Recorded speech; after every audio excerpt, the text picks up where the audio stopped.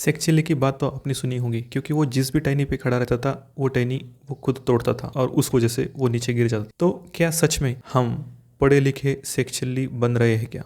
इसी बारे में मैं आपको बताना चाहता हूँ। पॉइंट नंबर 1, हम जॉब करते हैं अर्निंग के लिए, राइट? पर हमारे साथ कुछ फैमिली प्रेशर रहता है या फिर इमोशनल अटैचमेंट रहता है, इसलिए हम क्या करते हैं, फ्लैट या फिर रो हाउस खरीदने की कोशिश करते हैं। अभी ये फ्लैट जो हम खरीदते हैं, हमारे पास तो उतने पैसा नहीं रहता है या फिर पॉसिबल नहीं होता है, इसलिए हम क्या करते हैं, लोन या फिर ईएमआई करते हैं, राइट? और वो ईएमआई हमें टेंशन देता है और वो टेंशन से हमारी लाइफ स्पॉइल होना चालू होता है, राइट? पॉइंट नंबर 2, आजकल तो ऐसा ट्रेंड चल रहा है हर फैमिली के अंदर कि घर पे नहीं, वीकेंड पे बाहर खाना खा लेते।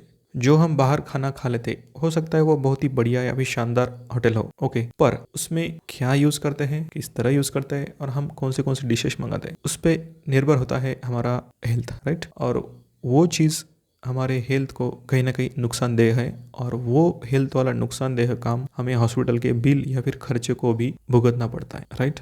तो हमें इस चीज़ के लिए कॉशियस होना है। नंबर 3, दिखावे के लिए खर्चे करना, राइट? हम ऑफिस में रहते हैं या फिर कॉलेज में या फिर सोसाइटी में, राइट? हमें अच्छे कपड़े पहनना या फिर कॉस्टली दिखाना, लोगों को शो ऑफ करना, ये चीज़ें कभी कभी हमें करना पड़ता है। बट ये चीज़ करते समय हम कभी कभी भूल जाते हैं, क्या सच में हमारा उतना अर्निंग है, या सच में वो चीज़ हमारे लिए ज़रूरी है, या सच में क्या हमारे वो चीज़ें पूरा जेब का पैसा निकाल रहे हैं। ये चीज़ आपको लाइफ के बर्बादी की तरफ लेके जा रहे हैं, इसलिए हमें सावधान रहना है। पॉइंट नंबर 4, कभी कभी अमेजोन सेल आता है, फ्लिपकार्ट सेल आता है, तो उस टाइम पे अगर हमारे पास पैसे नहीं रहे होते तो हम क्या करते हैं, क्रेडिट कार्ड का यूज़ करते हैं। मोस्ट ऑफ द एप्लीकेशन और मोस्ट ऑफ द साइट्स जो है वो क्रेडिट कार्ड पे कुछ डिस्काउंट भी देते हैं और यही चीज़ें हमें लुभावनी होती है। हमारी ज़रूरत भी ना होते हुए भी, हमारे पास पैसा ना होते हुए भी हम चीज़ें खरीदते हैं। क्यों? क्योंकि उस पर डिस्काउंट चल रहा है, कम प्राइस में अवेलेबल है और हमें ज़रूरत ना होने के बाद भी हम उसको परचेस करते हैं। और ये हमारे लिए आर्थिक या फिर इकोनॉमिकली प्रॉब्लम क्रिएट करने वाली चीज़ें हैं। ये चीज़ हमारी लाइफ बर्बाद कर रही है, इसलिए हमें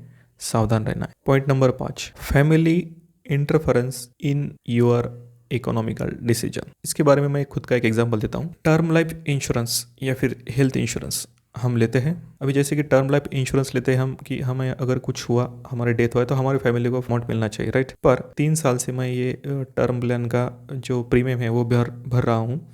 तो मेरी जो बेटर हाफ है, मेरी वाइफ है, उन्होंने सजेस्ट किया कि यार पवन, तुम हर साल वो पैसा वेस्ट जा रहा है, उसका कुछ रिटर्न भी नहीं बन रहा है और ईयरली इतना पैसा वेस्ट जा रहा है आपका, तो क्यों आप लेते हो, right? Second thing, health insurance. Health insurance भी कभी कभी मेरे वाइफ का भी वही सजेशन था कि पवन, ये बहुत ज़्यादा खर्च हो रहा है, वेस्ट हो रहा है मनी, इससे हमें कुछ, हम तकलीफ दे भी नहीं आ रहे, प्रॉब्लम में भी नहीं आ रहे, वही अगर हम पैसा सेव करें तो हम अच्छे से ढंग से कर पाएंगे चीज़ें। इस तरह उनका सोचना था, पर उसको मैंने अच्छे से समझा दिया है, बता दिया है और कुछ बुक्स का भी रेफरेंस दिया है मैंने, तो उसे मैंने अवेयर किया, राइट? तो मैंने फैमिली का इंटरफेरेंस, ये 2 चीज़ें के डिसीजन में उनका नहीं होने दिया, इसलिए आज वो चीज़ें प्रीमियम दोनों का भी चल रहा है, राइट? इसलिए आपका भी लाइफ में ऐसे कुछ फाइनेंशियल डिसीजन होते हैं, वहाँ पे आपका फैमिली का इंटरफेरेंस रोक लीजिए, स्टॉप कीजिए, नहीं तो आप भी प्रॉब्लम में आ सकते हैं। पॉइंट नंबर 6, स्टार्टिंग और willing to start a business. अभी बहुत सारे लोगों का, बहुत सारे जॉब करने वाले बंदों का, बंदी का ये सोचना रहता है कि भाई बिजनेस में बहुत ज़्यादा पैसा है, कहीं अगर वो खाने पीने के लिए गए, पोहा खाने के लिए गए, भाई वो तो 2 घंटे, भाई वो सुबह 7 बजे आता है, 11 बजे निकल जाता है, 4 घंटे या 3-4 घंटे ही काम करता है और दिन में अगर उसका 100 प्लेट हुआ, 15 रुपए की एक प्लेट 1500 रुपये हो रहे, फिर 700 रुपये जा रहे, दिन का 1000 रुपये कमा रहा है, महीने का 30,000 रुपये, इस तरह फलाना डिंगा ना सोचना चालू कर देते हैं, राइट? उनको दिखता है भाई इतना पैसा बन रहा है, इतना पैसा बन रहा है, राइट? और वो भी चाहते हैं कि मैं खुद भी ऐसा बिजनेस स्टार्ट करूँ। पर वो चीज़ का डिसीजन लेने से पहले आपको ये ध्यान में रखना है, आपके पास स्किल क्या है, आपको बिजनेस का कितना अंडरस्टैंडिंग है, उससे बिजनेस स्टार्ट करते समय आपका जॉब पे आपका जो प्राइमरी अर्निंग है उस पर क्या प्रॉब्लम आ सकता है, ये चीज़ें आपको सोचना ज़रूरी है, राइट? मैं खुद के एक्सपीरियंस से बताना चाहता हूँ, मैंने 3 बिजनेस किए, तीनों के तीनों फेल किए और लास्ट में मुझे समझ में आया कि भाई कोई भी अगर बिजनेस स्टार्ट करना है, दिखावा पे नहीं जाना है, उस बिजनेस का छोटे छोटे बारीक माइक्रो प्लानिंग, माइक्रो अंडरस्टैंडिंग जब आप करोगे तो आपको समझ में आएगा बिजनेस मेरे लायक है या नहीं, मैं कर सकता हूँ या नहीं। और एक एग्जाम्पल है, कोई भी बिजनेस स्टार्ट करना है तो वो उस बिजनेस के या फिर उस बिजनेसमैन के हाथ के नीचे 5 से 6 महीने काम करो, आपको बारीक चीज़ें पता चलेगी, तब अगर आपका डिसीजन रहा तो वो बिजनेस स्टार्ट करो, राइट?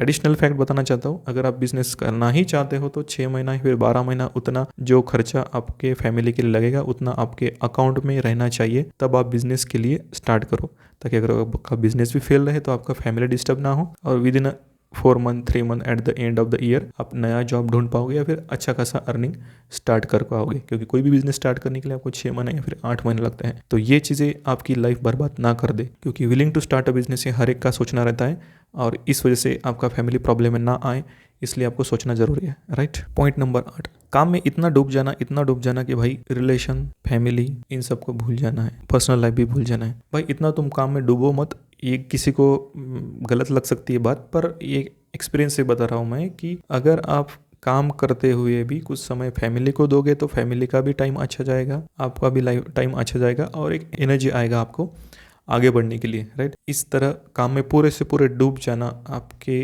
फैमिली या फिर आपके रिलेशन में प्रॉब्लम आ सकता है, तो इस बात का हमें ध्यान रखना है। यह सबसे ज़्यादा ज़रूरी है अल्कोहल या फिर टोबैको जैसी आदत लगना। अगर साइंटिफिक वे से बताना चाहो तो अल्कोहल से आपका लीवर डैमेज हो सकता है, स्मोकिंग से आपका लंग्स डैमेज हो सकता है और टोबैको चबाने से आपके मुंह का कैंसर हो सकता है। इन द फ्यूचर ये आदत बढ़ने की वजह से आपकी फैमिली सर्वाइव हो सकती है, बहुत सारे खर्चे आ सकते हैं, इसलिए आपको इस चीज़ से अवेयर होना है। ध्यान में रखिए इस बातें। आपका गुस्सा, बाहर का या फिर ऑफिस का गुस्सा या फिर पर्सनल एंगर आप घर पे फैमिली पे डाल देते हो, उससे आपकी फैमिली सफ़र होती है। तो आपके गुस्से को भी आपको कंट्रोल करना है जिससे आपकी फैमिली डिस्टर्ब ना हो। पॉइंट नंबर 10, लालच में फंसना। देखो भाई, लोगों को आईपीओ लग रहा है, कुछ लोग इंट्राडे भी कर रहे हैं, लोगों को पैसा मिल भी रहा है, ठीक है। तो उसी तरह आपको भी उस चीज़ की अगर अंडरस्टैंडिंग नहीं होगी, आप भी अगर आपका पैसा लगाओगे तो बर्बाद हो जाओगे, लॉस में आ जाओगे, राइट। हार्ड अर्न मनी, उसका किस तरह इन्वेस्ट करना है, किस तरह चीज़ें को यूज़ करना है, और जहाँ भी इन्वेस्ट कर रहे हो, जहाँ भी पैसे लगा रहे हो, अच्छे से सोच के जानकारी प्राप्त करके आपको एक